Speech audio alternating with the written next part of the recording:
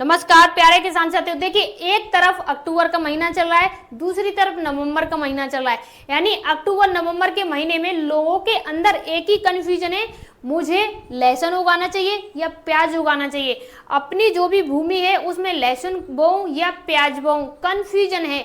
किसान साथी इस समय पे बहुत कंफ्यूजन में आ जाते हैं, मुझे अच्छा मुनाफा मेरी लहसुन की फसल देगी या प्याज की फसल देगी।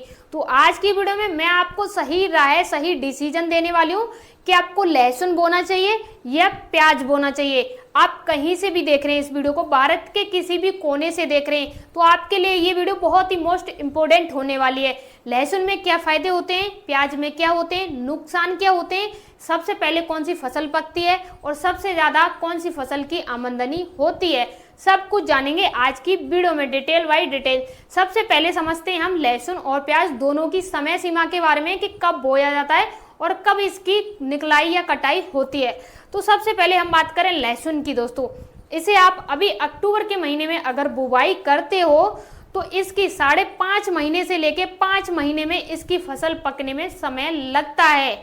मैं आपको एक चीज बता दूं, जो हम फसल बोएंगे उसमें हम कुछ और भी बो सकते हैं। जैसे ये लहसुन है और इस लहसुन के बीच में जो स्पेस रहता है, जो जगह रहती है, इसमें हम मिर्च बो सकते हैं, धनिया बो सकते हैं, इसके अलावा हम कुछ भी बो सकते हैं, टमाटर बो सकते हैं, या हम किसी और प्रकार की गोभी वगैरह फल या किसी भी प्रकार की सब्जी बो सकते हैं।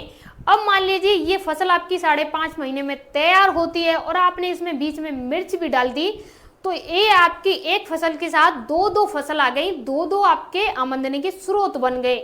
अब दूसरा है दोस्तों प्याज का। अब ये जो आपकी प्याज है ना दोस्तों, ये प्याज आपकी 3.5 महीने से लेके 3 महीने में पक जाती है।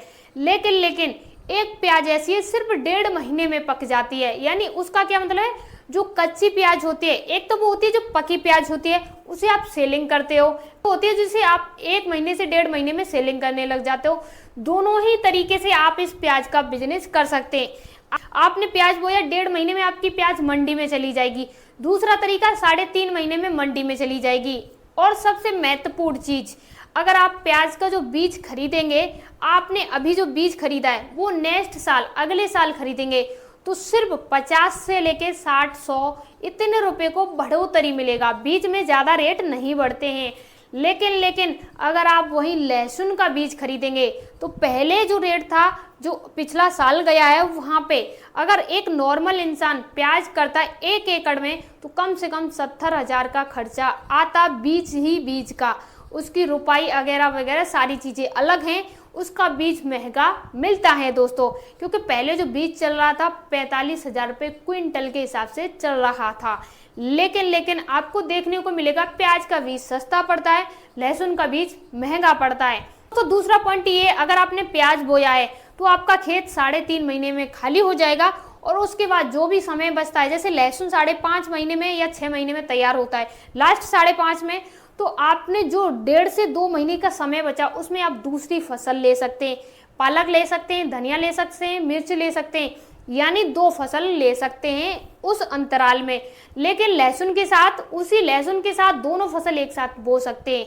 अब इसके बाद दूसरा पॉइंट आता है इसकी स्टोरेज का। स्टोरेज करने में किस चीज में आपको सेफ्टी होगी और अच्छा होगा।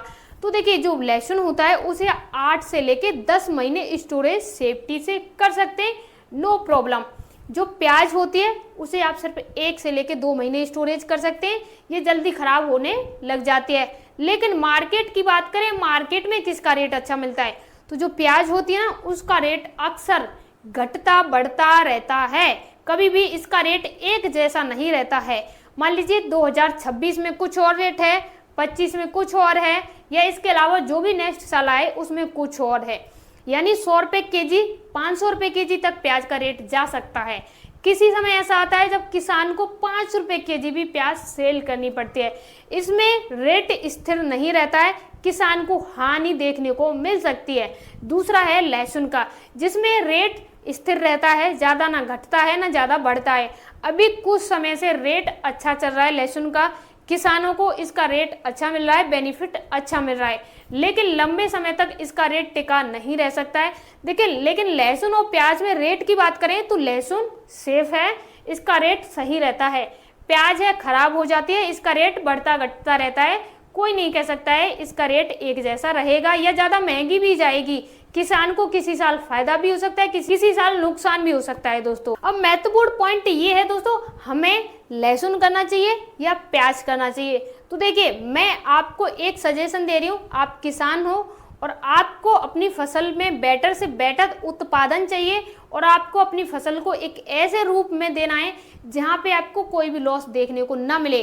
तो आपके पास 1 एकड़ जमीन है तो आधे एकड़ भूमि में आपको लहसुन बोना चाहिए और आधे एकड़ में आपको प्याज बोना चाहिए। इसका कारण क्या है, अगर मान लीजिए किसी कारण से वर्षा ज्यादा हो जाती है तो प्याज का खराब होने का चांस ज्यादा रहता है, लेकिन लहसुन खराब कम होता है। दूसरी बात, सर्दी ज्यादा है कम है तो लहसुन पे इफेक्ट कम पड़ता है, प्याज पे ज्यादा पड़ता है। अभी मान लीजिए आपने अपने खेत में लहसुन बोया और लहसुन के रेट बहुत डाउन हो जाते हैं, उस टाइम पे आपको लगेगा मैंने प्याज नहीं बोया, उसने प्याज बोया, उसको अच्छी फसल मिल गई, अच्छे रेट मिल गए, मुझे नहीं मिल पाई।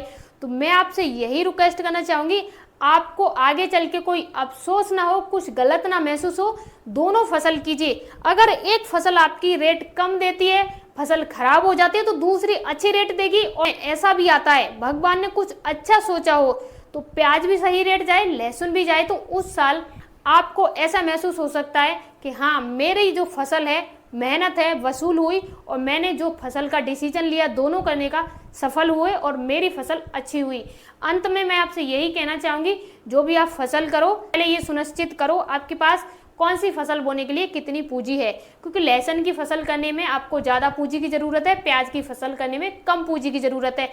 लेकिन ज्यादा रिस्क वाली फसल है प्याज, कम रिस्क वाली लहसुन। लागत ज्यादा आएगी लहसुन में, प्याज में कम लागत आएगी, प्याज जल्दी आ जाएगी खेत से। तो आपको डिसीजन लेना है कौन सी करनी है। मेरा लास्ट डिसीजन, दोनों कीजिए, बेस्ट कीजिए। अब आपको कमेंट करके मुझे बताना है आप वीडियो को कहां से देख रहे हो और आप अपने खेत में कौन सी फसल करने वाले हैं। फसल करने की विधि भी जाननी हो तो आप कमेंट करके मुझे बता सकते हैं, नेक्स्ट वीडियो उसी पे आ जाएगी। धन्यवाद।